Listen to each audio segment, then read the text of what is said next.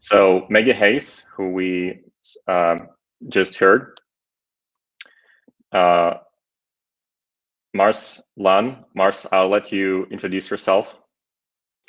Hey, hi, I'm Mars. I'm the co-founder and CTO of Metaphor Data. We are a new company that just got spun out of LinkedIn, so to speak, working on the open source data hub project, trying to commercialize.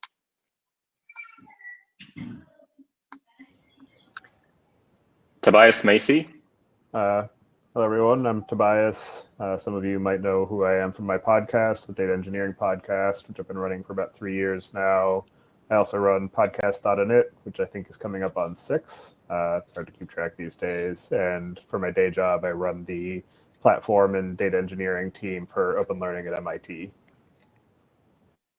Awesome. Emily Shario from Netlify. Hey, folks. My name's Emily Shario. I am Senior Engineering Manager of Data and Business Intelligence at Netlify, where I've been for not that long. Before that, I was the first data analyst at GitLab.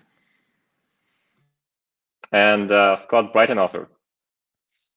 Hello, everyone. I am founder of Brooklyn Data Co. We provide fractional data and analytics team as a service. And I, along with Michael and a few other folks, run Locally Optimistic. Fantastic. So I'd like to kick off the panel discussion. And by the way, everyone who is watching, feel free to post any questions that you are excited about asking the panelists today. But I'd like to kick off with asking probably a very logical question. We talked a lot about data testing, about tools, version control, data discovery, but really, what is the way to go about managing data quality for a data team? Where do we start? And we all also heard about teams at Airbnb and Uber who declared data quality company-wide initiatives, invested dozens of people full-time, spent millions of dollars building internal tooling, and came up with really innovative tools and processes for ensuring data reliability. But for a typical data team, how should we start thinking about data quality and incorporating that in the planning? Yeah, so Big one. Go for it. it's really interesting. I think we talk about like when the conversation around data quality comes up, we inevitably talk about like testing tools, but really it starts way before that with like understanding your data and understanding the business processes that are creating and driving that data. And so where data quality initiatives need to start is really around like, how well does your data team understand where the data is coming from, what people are doing with it, how is this being created? And in that process, in that discovery process, you will create and find the information that you need to start building data testing, to start documenting these things, to create that lineage. But it really, you know, I like to say that the hardest part of data is not like the code or the analysis, it's the people and understanding what's creating the data in the first place. Yeah, Scott, I like to. Yeah. Go for it. So I would like to echo that as well. A lot of time, you know, people have a concept of data, right? And then there's some high-level terms associated with the data as well, right? So people talk about customer data, right? Or you talk about metrics, revenue, and all that. Surprisingly, those things seems obvious, but in reality, as the company grow, you're gonna get a lot of disagreement between line of business or teams on what those terms actually means. And if you cannot agree or have a way of, you know, having a way of defining that in a clear picture, you know, the rest kind of doesn't matter because people will interpret it incorrectly, and then they'll do tests incorrectly and all that. So yeah, again, it's kind of a human problem, not necessarily a technical problem in a lot of cases. Yeah, one thing I've noticed in my current role and then also in prior roles is that I think when we talk about data quality, there's a default to assume that you really need to boil the ocean and make sure that all of the data is of the highest quality, and that is very quickly an exhausting task, and it can start to feel like grunt work. So the way that I've approached it is really by more, again, talking with the business and the people who want to use the data. So what data do you even care about? And then really starting small and figuring out what kind of like repeatable processes you can put in place, because in a lot of ways it's like building a culture around caring about data quality. It's a very like human component of it, and figuring out where can you insert that so that it's not always an afterthought. And so I think at SpotHero, one way we've done that is by validating the quality of the data as upstream as possible. I know that some other talks have talked about that, but there are tools like segment protocols is a great solution where you can actually validate the data before even processing it downstream. So you can start to build in some sort of like automated testing around that. But again, it comes down to like getting buy-in and getting people to say like, yes, this is worth investing in. And I'd say too that once you get to the point of discussing with the various stakeholders in the business what the use is for the data, what their expectations are, what they need it for, is documenting that and making sure that that documentation lives as close to the actual processing code that's managing it as possible, so that as those expectations change, as the code that you're writing evolves, you're prompted to actually update that information. So things like the data docs from Great Expectations or the tools that DBT and Daxter bring into as well, just making sure that that lives as part of your actual engineering process, so that the information that you gather during those conversations doesn't just live in your own head, and you're able to have that be part of your actual development process and your collaboration process, so that way too you have some concrete artifact for everybody to center around, so that even if you don't necessarily interpret things correctly at the outset, there's some way for the stakeholders to have something to look to and provide changes to, whether it's surfaced via your wiki, or if they're technical enough to be able to submit pull requests to the documentation itself. I think I agree with everything that everyone said. The only thing I would add is that, like, sometimes you just have to go to the engineers and ask them to make changes in the production environment. And I think sometimes the data folks aren't confident enough, or they say just, I'll just coalesce everything, or I'll just like clean it up in post. But like, it is so much, it's the kind of further upstream you correct the problem, the better it is for the company, because everything downstream can benefit, and you don't have the logic tied into your DBT model or your DBT docs. I mean, you want to document it there, but really it's an organizational thing of kind of getting the permission to engage with the engineers.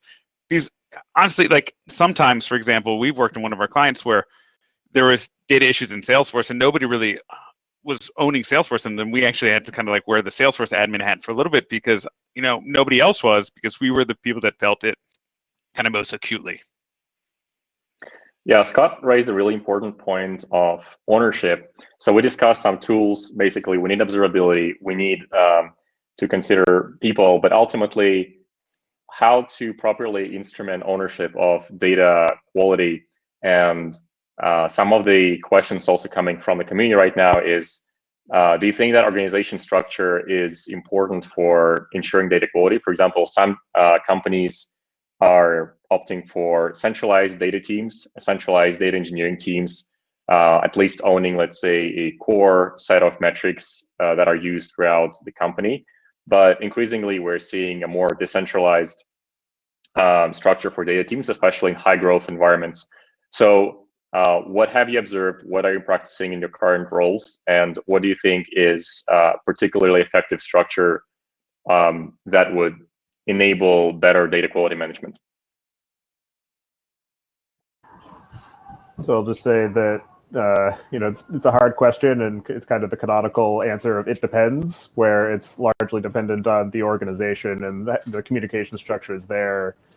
Where if you're at a certain scale, it might make sense where you have one centralized team that handles everything, and the different people in the business know who to talk to. But as you move beyond a small team, or if you have sort of different business units within the organization, then you start getting into what a lot of people are calling these days the data mesh, where you have maybe a central platform team who builds out the infrastructure and tooling capabilities to allow self-service productization of various data sets by the people who are closest to its generation. So you might have a marketing team who's doing a lot of stuff in Marketo and Salesforce, and you give them the tools to be able to pipe that information into your data warehouse, and you have some automated baseline quality checks, and then the platform team can work with them to add some additional specific validations for information that they want to ensure is correct. And again, that's a very difficult thing to scale, and but it's good to see that there are a lot of tools coming out that help with that, particularly things like Daxter, where they have support for deploying the different pipelines independently of each other and versioning them independently while still being able to be executed by the central orchestrator, so that the different teams can own their own pipelines. Has anybody ever achieved that? I'm like I love the vision, and I try that. I have found that I've never worked in at a company or with a company that's invested enough in a central data platform team to essentially create the data DevOps. I know it's getting better with the better tooling. I just feel like companies aren't. If you want a production level 5 nines uptime central data system that teams can use around the company, you've got to pay more. You've got to pay more for tooling. Got to hire more people. I just ask.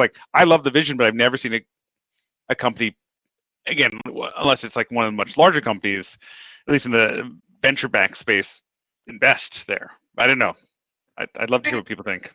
So it's really interesting that you say that, because I just had a conversation with someone this morning where part of the conversation was one of the big changes we're seeing in data leadership right now is that we're having a generation of data leaders who came up as data folks, which is very different from previous data leadership, which often came the engineering route into data, or they came the finance route into data, or ops, or maybe a couple other routes there. But the answer is they always started elsewhere. And now what we're seeing, myself, my whole career has been in data.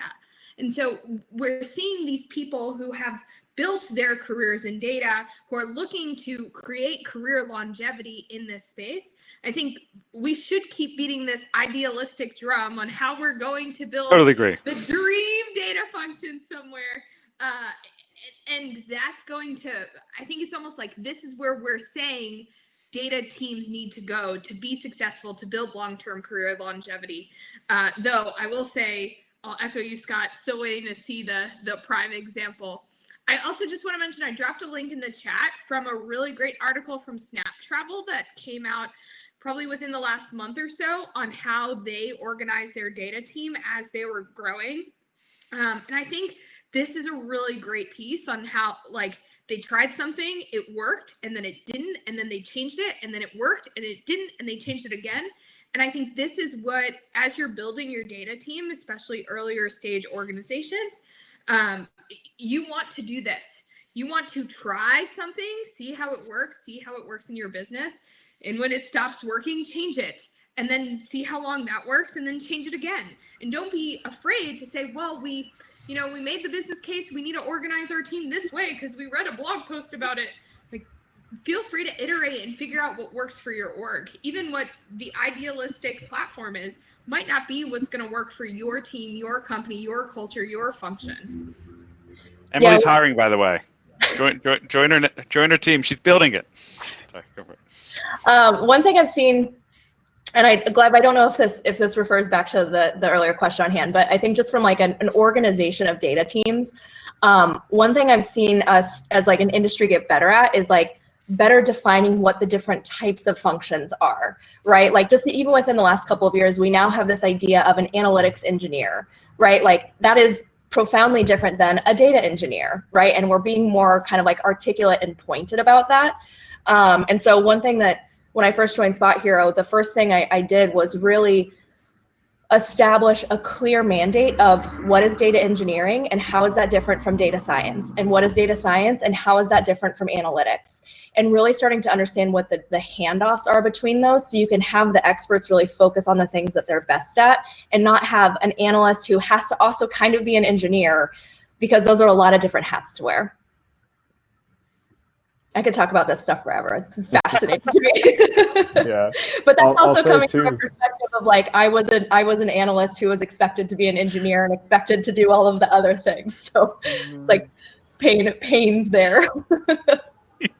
Yeah, to your point of kind of distinguishing what the actual roles and responsibilities are and what is the scope of that, I think it's also interesting to see some of the evolution of what the actual interface is between those different roles, with the most recent case in sort of the conversations I've been having being the introduction of the feature store as kind of the handoff point between data engineers and data scientists, where the data engineer can very clearly say, I populate all the information that's needed to be able to create the features. Here's where it all lives. Here's the interface that the data scientists pick that up from. And then they can own their entire operational pipeline from feature definition through model training. And then you might step back in to help them with the model delivery piece. But there's a very clear delineation between what the roles and responsibilities of the data engineer are versus the data scientist, where I think that up until maybe a year or so ago, those lines were very blurry, and they're starting to become more clearly defined.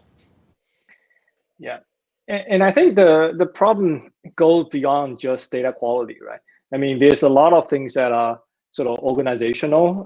Data governance will be a piece, right? I mean, and compliance and that sort of stuff that tend to sort of come from top down.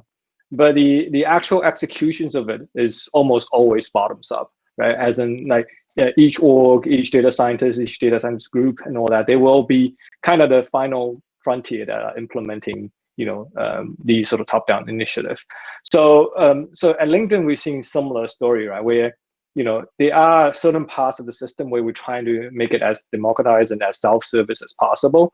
Trying to kind of following the data mesh model, but not quite, right? Because there will be like big system, like Scott mentioned before, that needs 5 nines uptimes, and the system that are just far more efficient to run as a centralized team to do certain things. So I don't know if we'll end up getting to a place where it's always like completely distributed or completely centralized. I think it will bound to be kind of a balance, and I think data catalog and metadata system kind of fall into that place where it's kind of cross-cutting. It's very hard for a team to say, oh, I'm going to own my own little tiny data catalog that is not connected to anybody else's data catalog. Right? That wouldn't be super useful. So yeah, I think beyond data quality, I do see like there's a lot of things that kind of have to run kind of in tandem, distributed and central, depending on which part of the stack you're talking about. Data catalogs seem to be a really interesting new category of tools that almost kind of becomes embedded into standard data stack now, or is it? So how do you think about data catalog? And given what we've seen being developed in the past 2 years, with on the one hand, we see big companies like Lyft and LinkedIn coming out with their open source sort of broad data catalog solutions. But then on the other hand, we have tools like Dexter and dbt that are built with the philosophy of code self-documentation, where the documentation lives right where the code is, together with the tests. And so, assuming that the world of data transformations and ETL is going to converge on those kind of self-contained tools that cover end-to-end process, is there a place for data catalog? And is it for very large teams, or on the vice versa, small teams that don't actually have that many data assets? So there's a couple of points there. So first of all, by virtue of you mentioning a couple of orchestration tools already, I think the reality of it is we're going to live in a fairly heterogeneous data ecosystem for a long time. And I think unless the world of Amazon's coming around and unify everything into their product line, I think it is going to be hard, right? I mean, people will end up using different tools at different time, different maturity, and evolve as well, right? Some team using Segment for one day, but then once it get too expensive, they start doing their own things and all that. So I do think that because of this heterogeneity, that is the sort of the main underpinning reason why you kind of need to have a central data catalog or metadata storage place. Not that it will replace all of these things, is to bring some sense to your whole data ecosystem, right? To connect everything together because of the heterogeneity by definition. And then the reality of a data ecosystem is a complex system, right? There's multiple components and that they'll all do extremely well on what they're doing. But at the end of the day, if you only have a glimpse of that particular slice of your data stack, your insight's always going to be limited, right? And then a lot of problem has to be solved globally. You cannot just focus on local optimal solution on that particular silo. Lineage will be a very good example, right? I mean, I'm pretty sure dbt will give you very good lineage within its own, data warehouse, and maybe Looker will give you very good lineage within all the complicated Looker dashboard and so on. But what's missing is the interconnection piece, right? How do you say, hey, if I delete this table in my data warehouse, what do I really impact everything in my data ecosystem? So I think that's where the data catalog, or more generically, kind of a metadata graph for your entire ecosystem, plays an important role. And then, like I said, unless we have one unified stack from end to end, which hopefully won't happen anytime soon, I don't see this is going away anytime soon, so to speak. Yeah, I completely agree. Sorry, can I? Go ahead. Cool. I'm very, not surprisingly, very pro data catalogs. That's what I came to talk about. And what I think is really interesting is we're at this stage where the creation and storage of data is only getting easier and only getting cheaper. So it's like very easy to just get more data, but then what are you doing with it, right? So then there's like a new kind of cost associated with it of like the intellectual overhead of what do I even have? And what am I doing with this? And so I think what I've seen in prior roles, my first job as an analyst was at a very large retail bank where they had a team of like 150 IT folks who managed an internal data catalog, right? In smaller companies, you're not going to have the bandwidth to support that. So what we need is a solution that helps us quickly kind of like tie all of these disparate pieces together so that you're capturing it very early, as opposed to when it's become so painful that you do not understand what data you have and you're almost like crippled, right? So I think there's an argument that, when you're moving fast, maybe you don't need to figure out the documentation story or the metadata collection story. But I think it's like a very big cultural shift where you need to get people bought into that process instead of it being like, hey guys, this is so painful, we have to introduce this way down the line. So I'm starting to push it in early so that we're creating a foundation so that 2 years from now it's like we can't imagine a world without a data catalog.